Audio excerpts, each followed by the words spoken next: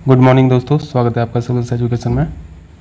कुछ लोग यहाँ पे पूछ रहे थे कि ये जो daily current affairs series start हुई है, ये क्या यूपी पीसीएस प्री या फिर यूपी पीसीएस आरओ के लिए काम करेगी या नहीं करेगी?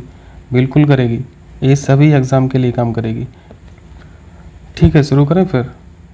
मिंजर मेला चम्बा घाटी हिमाचल प्रदेश में इसको मनाया जाता है, इसको सेलिब्रेट किया जाता है। और अभी हाल ही में प्रधानमंत्री मोदी जी द्वारा इसका जिक्र किया गया है मन की बात में, तो पूरे चांस बनते हैं कि इसको एग्ज़ाम में पूछा जाए। इस मेले को अंतर्राष्ट्रीय मेले का दर्जा देने की घोषणा की गई है, इसलिए इसका इम्पोर्टेंस और ज़्यादा हो जाता है। मिंजर का मतलब होता है मक्के का फूल। मक्के के फूल जब सीजन में आते हैं तभी इसको सेलिब्रेट किया जाता है, तभी मनाया जाता है। ठीक है, तो क्वेश्चन जो आएगा वो रहेगा रीजन, क्षेत्र, ये मनाया कहाँ जाता है, तो हिमाचल प्रदेश याद रखें। नेक्स्ट टॉपिक है अंडाल थिरुना छत्रम। हिस्ट्री में हम लोग अलवर संतों के बारे में पढ़ते रहते हैं।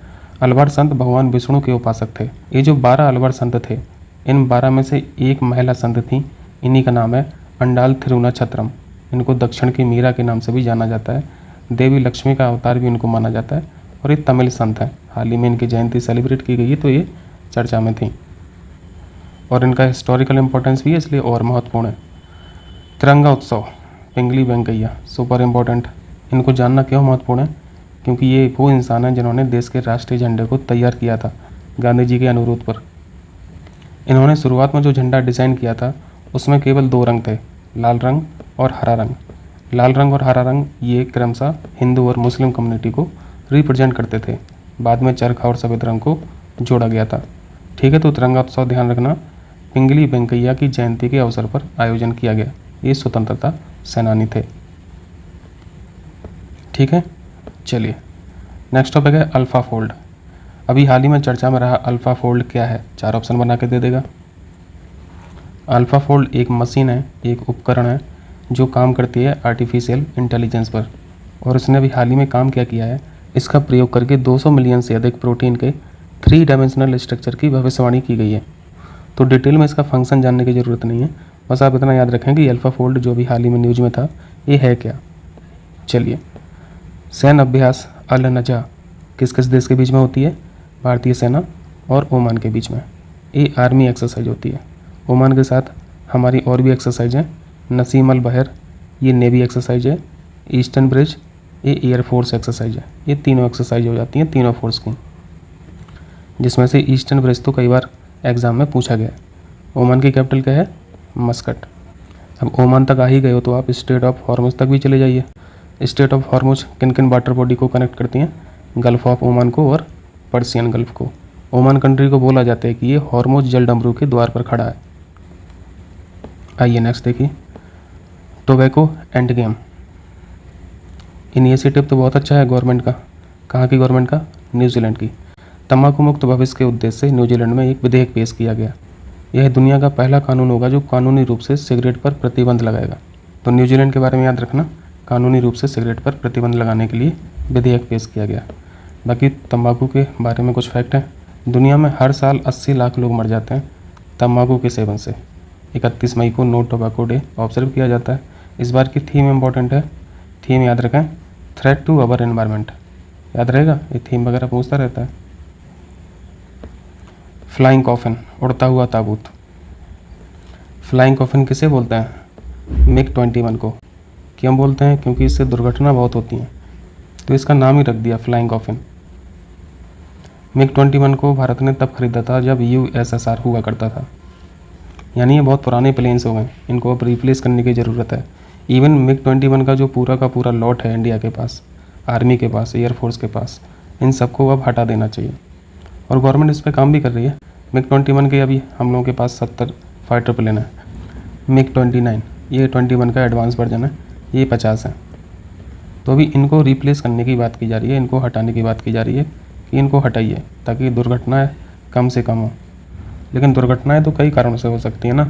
टेक्निकल फॉल्ट जो मशीन के अंदर है, एयरक्राफ्ट के अंदर है, वो अलग बात है। मान लो सामने चिड़िया आ गई, कोई पक्षी आ गया बड़ा, उससे भी तो दुर्घटना हो सकती है।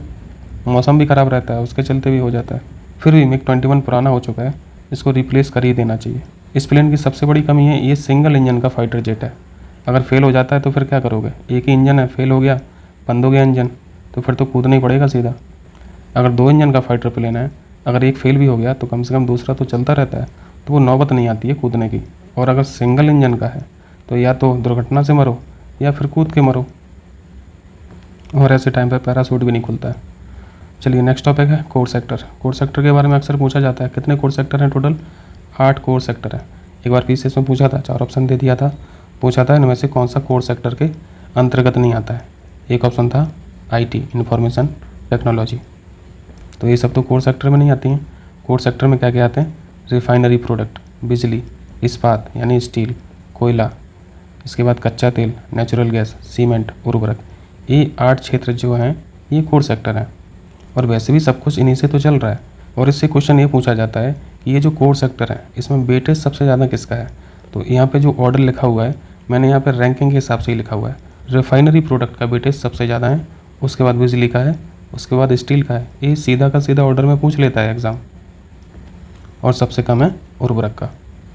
याद रहेगा? न्यूज़ में इसलिए था क्योंकि अभी जो रिपोर्ट आई है उसमें स्टील और कच्चे तेल को छोड़कर, क्रूड ऑयल को छोड़कर अन्य सभी क्षेत्र में यानी बाकी जो 6 बचे हैं उनमें 8% की वृद्धि देखी गई है। ठीक है, तो इकोनॉमी को रन करने के लिए ये सब मेन इंजन है 8 कोर सेक्टर। इंडस्ट्रियल क्षेत्र से संबंधित कुछ इनिशिएटिव हैं, इनको भी जाने रहिए।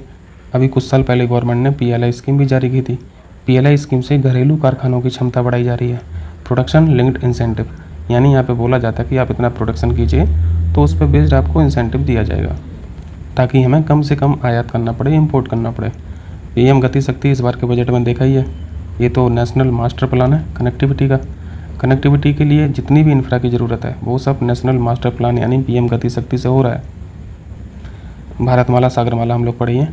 Make in India 2.0, global design और मैन्युफैक्चरिंग हब भारत को बनाना इसका उद्देश्य है। तो ये सब औद्योगिक क्षेत्रों की पहले हैं, इनके अलावा भी बहुत सारी हैं, ये मेन है।